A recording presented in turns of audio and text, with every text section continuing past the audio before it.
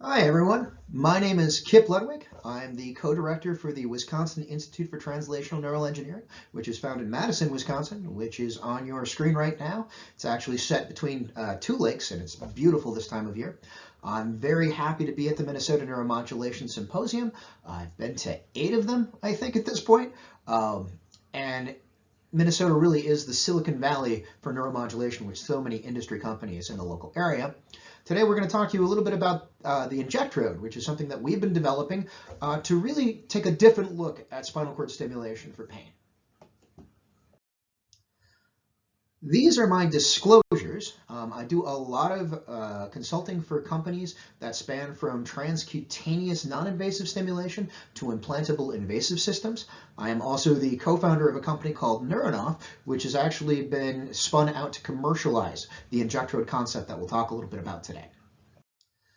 This is the outline for my talk. I'm going to talk a little bit about non-invasive and invasive stimulation, and really that they are fantastic for certain applications, but they both have different trade-offs.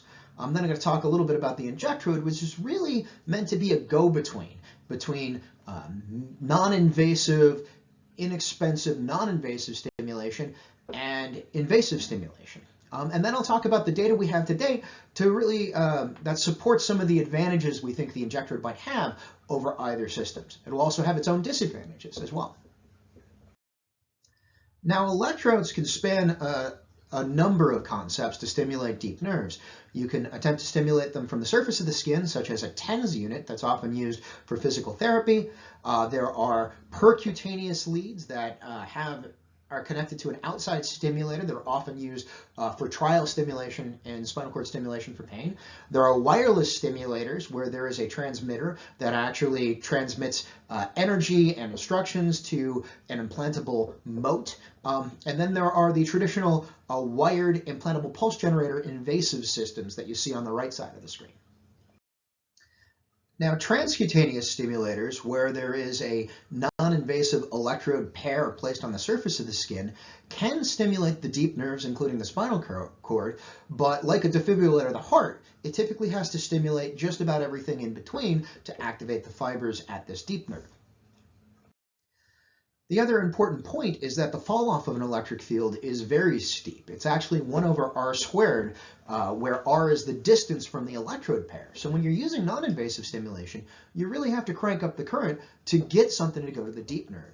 This is actually a study that we did in pig, where we stimulated the vagus nerve, which creates a heart rate effect. And in the upper left-hand corner, we've placed the gamma core transcutaneous system, or a mimic of it, directly on the vagus nerve in an invasive surgical implant. And what you see is we get about a 20% drop in heart rate. The red period is where we're stimulated. Now, if we just transpose a little bit of fat in between with a little bit of skin, roughly 2 millimeters, that's the middle figure, we get virtually no drop. This is about 1% for a little bit more voltage. And we actually have to crank it up to 11 volts to start getting a 5% drop. Now, the distance to the vagus in the human is 2 to 4 centimeters, not 2 millimeters. So you really have to crank it up to get these A delta and B fibers that are typically associated with the heart rate effect for the vagus nerve. And of course, this creates a problem. There's actually many nerves that are superficial to the muscle just under the skin. In the case of the electrocore transcutaneous system, there's the transverse cervical nerve that runs right under the skin under the electrode, and it actually activates the platysma muscle, which causes lip curl, which is a therapy-limiting side effect. So it's difficult to consistently engage the vagus without creating this intolerable side effect from activating these superficial nerves. So Seth Hayes at UTD had a great study where he did transcutaneous stimulation of the vagus in the rodent and looked for the activation of the Herring-Brewer reflex, which is really a breathing rate change from activating A deltas in the vagus. And what he saw was he actually had to, in a rat, get to 34 milliamps to actually activate this reflex, which was about 15x higher than what it took to activate the superficial neck muscles. Now, this again, it is in a rodent where you're not, you're a millimeter or 2 away from the vagus as opposed to 2 to 4 centimeters. Now, implantable devices have their own series of trade-offs. They can give you much more specificity, although not perfect specificity, for stimulating a deep nerve or a nervous structure such as the dorsal root ganglia, but they're invasive. They also cost a lot more. They're much more complicated and have much more problems associated with them because of that. So what often isn't appreciated about implantable devices is they do have a significant complication rate. This is data from the follow-pace study and then comparative data for vagus nerve stimulation, spinal cord stimulation, and DBS stimulation, where they showed that there was a 12.4% overall complication rate for the pacemaker in the first 2 months after implant. These are complicated devices with the pulse generator. There's multiple transition points that fail, and even at a year, after the first 2 months, there's an additional 9.2% complication rate. These vary as a function of a spinal cord stimulator, which tends to have much more migration issues than the average electrode for pacemakers. But the other major issue is the number of parts in an implantable device that's supposed to last 10 years. There are multiple suppliers. It's a very complicated supply chain, and errors crop up in the supply chain that can create recalls over time as well. This isn't really appreciated in the literature, but it's worth pointing out that the Sentiva system for vagus nerve stimulation has had 5 recalls in recent years, including ones that are class 1 recalls, which is the most serious type of recall. Now, there's been a lot of attention to this issue for spinal cord stimulators recently. This is actually a FDA guidance that was released in 2020 saying that people should conduct a trial stimulation period before they implant the final pulse generator. And this is based off of data where they saw in a 1-year period, there are about 50,000 spinal cord stimulators implanted annually. There's actually, over a 1-year period, there was a reported 107,000 medical device reports related to spinal cord stimulation for pain. There were 500 associated with a patient death, 78,000 associated with a patient injury, and 29,000 associated with a clear device malfunction. It should be noted that the injuries and death may be related to the product. That's the exact wording the FDA guidance used, but it's not definitive that they were related to this corresponding device failure. But there have been instances where insulation fails near the pulse generator. It causes a surprise motor activation or a surprise pain while you're walking downstairs and you trip and fall down the stairs. So there are general rules of thumb. When you have an implantable device, which has thousands of resistors and capacitors, it has transition points at multiple places, you have more failure points for a long-term implant than a simple device. You have a much more complicated supply chain. Both of these things dramatically increase the potential failure modes and risk, but also dramatically increase the cost of your device. The other important thing is you're pretty much limited to the pulse generator that you have implanted at the time in terms of it requires another invasive surgery to fix or upgrade. This is really important for something like spinal cord stimulation for pain, where we're still learning how it works, whether or not it is an astrocyte response, whether or not we want to do high frequency block versus low frequency. As we learn, we need different pulse generators that do different things to allow us to optimize this effect.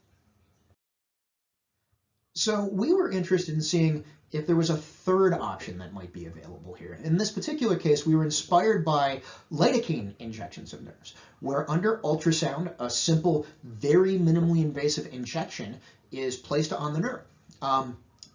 To some extent, we wanted to use surgical glues that had already been FDA approved and see if we could dope them with metal to make them conductive and create a system that would allow us to inject on a deep nerve an electrode. So that in 2019, we published our first paper on this concept, which used silver particles, which are toxic, but showed that we could create an injectable electrode that is almost liquid in a syringe, that forms in a sheath around a nerve and conforms to variable structures, and that this could be used to effectively activate a nerve as well as a standard clinical lead. We have since been funded to apply this to injection onto the dorsal root ganglia to treat pain. This is funded by the NIH through the HEAL program with collaborators such as Doug Weber at Carnegie Mellon, Lee Fisher, Andrew Schofstall and Manfred Franke, who are also co-founders of Neuronoff, Andrew Schofstall being at Case Western, and Scott Lemke, who's one of the really fantastic computational modelers of spinal cord stimulation for pain. So to some extent, what we've done is create a modification of the trial electrode procedure with a couple of things that we think are very advantageous for stimulation of the DRG. So the trial electrode procedure, essentially, you put in the lead, and then you have a percutaneous connector going to an external stimulator. So we've replaced this by injecting the Injectrode material on the DRG, which kind of self-forms to the space in the foramen. We then inject a collector that's just under the surface of the skin with a Injectrode extruded between the DRG Injectrode and the collector under the surface of the skin. And instead of having a percutaneous wire, we actually stimulate with a TENS unit non-invasively. It capacitively couples to the collector and sends the current to the DRG. In this way, the actual implanted pulse generator is outside the body, and the only thing that's placed in the body is a one-component system of the Injectrode material. So we believe there are a number of potential advantages to this method, and I'm going to talk about the data that we have right now to support each of these. So the first two advantages are that the Injectrode is not a fixed size. It actually forms to the structure around it. And the nice thing is nerves tend to have sheaths that they run in. And so this is an example in a human cadaver of actually injecting in the carotid sheath onto the carotid sinus nerve. In the upper left, the mid is a breakout of it. And then this is actually ultrasound, where the figure in 1 is the carotid sinus nerve, and you can see the Injectrode is kind of right on top of it. The second is that the Injectrode itself is flexible. We can actually expand it. It's only about 70 kilopascals as opposed to 50 gigapascals for traditional metal electrodes, and it's expandable yet still maintains its impedance. So on this slide, and this is great work by a postdoctoral fellow in my lab, James Trevathan, this is the electrochemical impedance spectroscopy, and it's comparing directly the Injectrode, which is this particle-based structure, versus traditional electrodes of the same geometric size. And what we see is that the Injectrode actually has a much lower impedance than these traditional electrode strategies, and that's because you actually get the surface area of the entirety of the bulk of the Injectrode because fluid can penetrate to each particle or wire structure, as opposed to just being able to get to the surface, which is the traditional electrode. So modeling work done by the Lemke lab also shows, compared to the traditional really modified DBS lead in the bottom in C used to stimulate the DRG, which creates very local activation and a non-uniform activation profile, the Injectrode, by injecting in the foramen and forming around the DRG to the size of the DRG, actually gets more consistent activation of A betas, which what you'll see is comparing B to D, but also is able to activate A betas at a much lower charge density than the traditional electrode strategies. So in the pig model, we've shown that under fluoro, we can inject the Injectrode on the DRG. In the upper left-hand corner is an injection of contrast, and you see that little U shape is actually forming around the DRG, and then we inject the Injectrode. You can see a needle introducer that's actually injecting the material around the DRG. And then in the upper left-hand corner, you see us extruding back the wire Injectrode to create a connection to a TENS unit or other thing that we want to stimulate. The nice thing about micro-CT is we can do a 3D reconstruction of the Injectrode as well, and what you can see in the close-up in the right of it forming within the foramen. So the question becomes, does it work functionally the same as a standard DRG lead? So this is great work done by Doug Weber and Lee Fisher and Ashley Darlimple and Jordan Ting, both as a collaboration with Pitt and with Carnegie Mellon.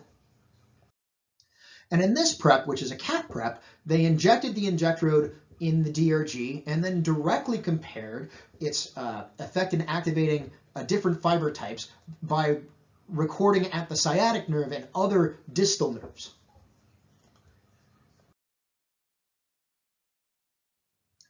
Here's the recording prep where they compare the stainless steel and Injectrode at different spinal levels, and then they do the recording at the sciatic nerve, the tibial nerve, and the peroneal nerve with epineural multi-contact cuff electrodes. This is just a general example of the evoked compound action potentials as a function of stimulation, and how there's a graded response, which you see in the lower left-hand corner, as a function of turning up the current that's applied. This paper, and actually all of the material that I've presented, is about to come up in papers if it's not published already. And so what their labs found is that the Injectrode has a very similar threshold in terms of activating A betas and other components such as A deltas as the stainless steel mimic of the traditional DRG leads. On the left, you'll see direct comparisons at different pulses of the stainless steel versus the Injectrode. But what was really interesting is, given that the Injectrode has a much greater geometric area, it was actually activating at a much lower charge density. So roughly 1/3 to 1/4 the charge density for threshold of these traditional leads, which actually could save you a lot of power and extend your battery life. So in our original paper, we had done silver electrodes, which we knew were toxic. We had then moved to gold and or platinum versions of the Injectrode material and done long-term biocompatibility studies consistent with ISO 10993. This is great work done by the Schofstall lab. And what you're seeing here is actually the response. So for ISO 10993, you inject it right under the skin. This is removing the skin and not actually pulling off any of the scarring that formed or anything like that. And what you see is actually revascularization through the Injectrode in a very minimal scar. This is roughly the same way of showing you the same thing. This is a section through, and over this is 120 days out. And what you'll see is actually, again, red blood cells and revascularization through the matrix as you see these gold particles in a very thin fibrous capsule. So this is what you traditionally do if you're going to humans. You have an independent histopathologist rate it over a large number of animals, where 5 is the most severe response and 0 is the least severe response. And what you'll see is it peters out after about 8 weeks, and we get between 1 to 2, which is very typical for an implanted device material. In fact, a lot of the stuff that I worked with clinically before in industry would be between a 2 and a 3, and it's a 4 and a 5 that you start getting worried. So in more work with the Lemke lab and Bobby Graham, and then Nishant Verma, who's from my lab, we've created a modeling system for this unique Injectrode concept with collector under the skin. And we're actually not just modeling the deep nerve and the connection to it, we're modeling the activation of cutaneous fibers that would be responsible for your side effect, A betas and A deltas that might be associated with pain. And what we see with these models in C is the comparison of a TENS unit trying to stimulate a deep nerve versus the TENS unit with the Injectrode connecting just under the skin to the deep nerve. And what you'll see is the Injectrode actually, the activation threshold for A betas at the deep nerve are roughly 1 to 2 orders of magnitude smaller than with the TENS unit alone. And we're working with different configurations because one of the issues with non-invasive stimulation is often you want a subject to be able to do this at home. So we're using this modeling structure to figure out what is the most tolerant to different placements of the TENS unit over the collector to get efficiency of current transfer to the deep nerve. Now this is data over a large animal cohort just showing similar vagus nerve stimulation with this collector concept. And what we've seen is that we can actually route from the chest as opposed to the neck and stimulate the vagus with a TENS unit that cost us $50 from Amazon, and stimulate the collector and then have the current go to the vagus and create a heart rate response. And what you'll see in the left is the heart rate response when we stimulate with the collector system. If we just remove that collector under the skin, but leave the wire and the Injectrode on the deep vagus, we get no response. So in addition to the collaborators that I've already mentioned, this is very complicated work And there's several people that I'd like to thank. First of all, James Trevathan has been the postdoctoral fellow in my lab, who's been really leading all of this work on the Injectrode. Bruce Knutson and Megan Sattel and Steph Blantz and Maria Lalazern are people within my lab that have been very important to the execution of these studies. Justin Williams and Aaron Saminsky and Sarah Brodnick were very important for the conceptualization of these studies. The initial Injectrode work was actually funded under the DARPA TNT program for vagus nerve stimulation before it was adapted to stimulation of the DRG for the NIH HEAL program. So that being said, this is all earlier stage data. The publications are forthcoming, and we know we have a lot of work to do before we show long-term chronic viability for the treatment of pain. But we look forward to sharing that data in the future. Most importantly, I'm happy to answer any of your questions going forward. Although this is pre-recorded, I should now hopefully appear live, potentially in different clothing, to answer your questions.